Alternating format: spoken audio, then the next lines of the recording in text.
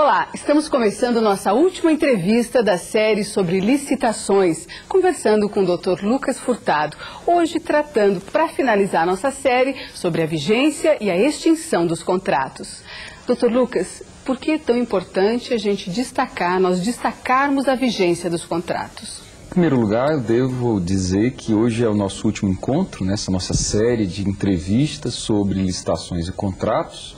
Nós, na primeira parte desses programas, conversamos sobre as licitações, vimos que a licitação é obrigatória, as modalidades de licitação, as hipóteses de contratação sem licitação. Na segunda parte, temos conversado sobre os contratos, vimos formalização de contrato, execução de contrato, fiscalização da execução do contrato. E hoje nós vamos conversar sobre esse tema que é muito importante, que é a vigência e a própria extinção do contrato. Esse tema é importante porque, em primeiro lugar, todo contrato administrativo tem de ter prazo certo. Todo contrato tem prazo certo e a regra indicada no artigo 57 da Lei de Licitações é que esse prazo do contrato deve observar a respectiva lei orçamentária. Quando a lei determina, quando a lei prevê prazos, ela também relaciona, ela vincula o prazo à natureza do contrato? A regra é que todo contrato tem de observar o respectivo crédito orçamentário. Então nós temos o seguinte, um contrato celebrado para vigorar durante o ano de 2004, por exemplo. Não se pode, a partir desse contrato, em princípio, gerar despesa para o ano de 2005, porque nós não sabemos se haverá previsão orçamentária para aquele contrato no ano de 2005. Então, daí porque a regra é que o contrato tem de observar a respectiva lei orçamentária. É necessário que haja crédito orçamentário. Essa é a regra. Portanto, um contrato celebrado durante o ano de 2004, como regra, não pode ultrapassar o dia 31 de dezembro de 2004, salvo exceções. A primeira exceção, a rigor, independe da natureza. É para os projetos incluídos no Plano Plurianual. A Constituição Federal prevê exatamente a aprovação da lei do Plano Plurianual, que tem exatamente o objetivo de contemplar os projetos cuja execução ultrapassam o crédito orçamentário. Por exemplo, a construção de um prédio, que vai levar 3 anos, a construção de uma barragem, que às vezes leva 3, 4, 5 anos, tem de estar prevista na lei do Plano Plurianual, é o PPA, como se diz. Então, se um projeto está contemplado nesse Plano Plurianual, ele pode ultrapassar o exercício financeiro, ou seja, um contrato pode ter vigência de 2 anos, 3 anos, 4 anos. Para tanto, é necessário a previsão na lei do Plano Plurianual. Outra exceção diz respeito aos chamados contratos de serviços contínuos. Então, aqui a natureza do contrato é importante. Exemplo de contratos de serviços contínuos: limpeza, vigilância, assistência técnica, por exemplo. A lei diz o seguinte, que esses contratos eles devem ter vigência de 12 meses, prorrogáveis por até 60 meses. Teoricamente, eu posso ter um contrato celebrado com vigência de 60 meses. Ou posso celebrá-lo com 12 e aí prorrogá-lo a critério da administração pública e, se houver concordância do contratado, por mais 12, até o limite de 60 meses. Somente contratos de serviços contínuos, isso é importante, podem admitir esse tipo de prorrogação, em que o contrato é executado e renova-se a vigência por igual período, até o limite de 60 meses. E outro contrato que também permite prorrogação e que seja ultrapassado o crédito orçamentário são as locações de equipamentos. Então, se eu vou alugar um equipamento, eu posso celebrar um contrato com vigência de até 48 meses. Então, eis as exceções. Terminado o prazo do contrato, executado o objeto desse contrato, como se formaliza a extinção? Nós sabemos que várias situações provocam a extinção do contrato. A expiração do prazo de vigência, a execução do objeto, a anulação, a rescisão.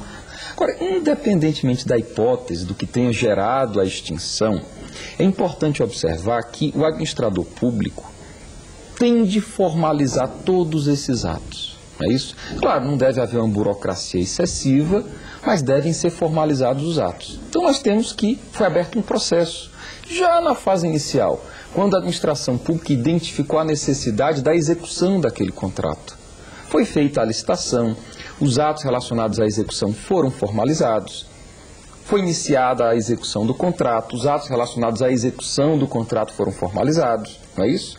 E também terá de ser formalizado, dentro desse processo, que o objeto do contrato foi executado.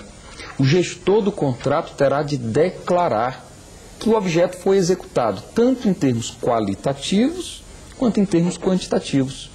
É um ato formal. O gestor sempre como ponte dessas informações. Isso. Sempre como o personagem principal das informações desse contrato. A lei dá uma atenção especial a esse aspecto quando exige desse gestor um ato formal que é o chamado recebimento definitivo do objeto do contrato. Por meio desse ato, esse gestor, talvez até uma equipe, em alguns casos a lei designa uma equipe, para, por exemplo, contratada o fornecimento de equipamentos de informática. Terá de ser atestado que os equipamentos foram fornecidos e que tanto as quantidades quanto a qualidade do que foi contratado foi executado. É um ato formal e é importante que se diga que as pessoas que atestam respondem pelas suas declarações. Então pronto, e temos aqui com esse ato o que formaliza o fim do contrato, a extinção do contrato. A pergunta que pode ser feita em seguida é a seguinte: e aí? Extinto o contrato, não existe mais nada? Existe. Porque a lei de licitações, é importante que os administradores públicos saibam que, mesmo após extinto o contrato, o fornecedor, o contratado, ele mantém sua responsabilidade. A lei determina que, mesmo após extinto o contrato, mesmo após a administração pública ter declarado que ele foi executado corretamente, se surge alguma falha posteriormente, a lei determina que ele contratado é obrigado a reparar, a corrigir, a repor aquilo que, eventualmente, por falha na execução, somente vem a surgir após extinto o contrato. Doutor Lucas, para fechar a nossa série de entrevistas e as nossas conversas até agora, daria para fazer assim um panorama, traçar um panorama nacional no que diz respeito às contratações da administração pública? Os administradores, os gestores públicos estão atentos à lei, à ética, às suas obrigações quando o assunto é contratação?